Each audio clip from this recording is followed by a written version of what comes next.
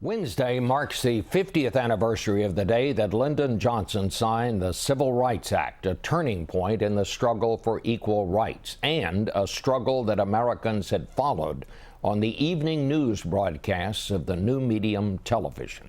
That is our Face the Nation flashback.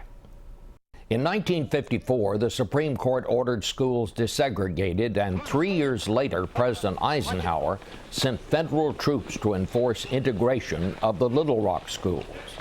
But it wasn't until a year after that the first African American, the head of the NAACP, appeared on Face the Nation. Roy Wilkins, Face the Nation. The questions reflected the attitude of many white Americans at the time. Blacks, many felt, just wanted too much too soon. Why this great haste on your part? Because it's too long, because there are 2 million Negro children, each one of which, at the end of each segregated school year, is being denied an opportunity to prepare properly for life.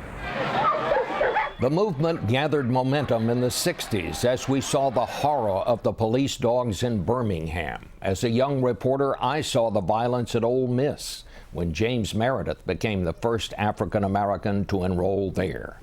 Face the Nation played host to the strongest advocates and those just as determined to stop the movement.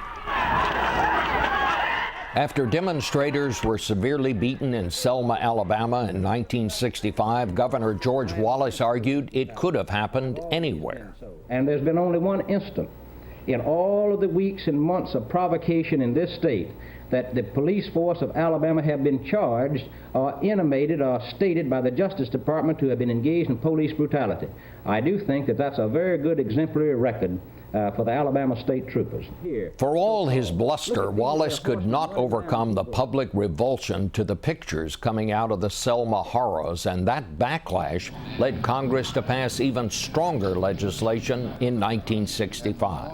Laws that enable blacks across the South to vote, many for the first time in their lives. Our Face the Nation flashback.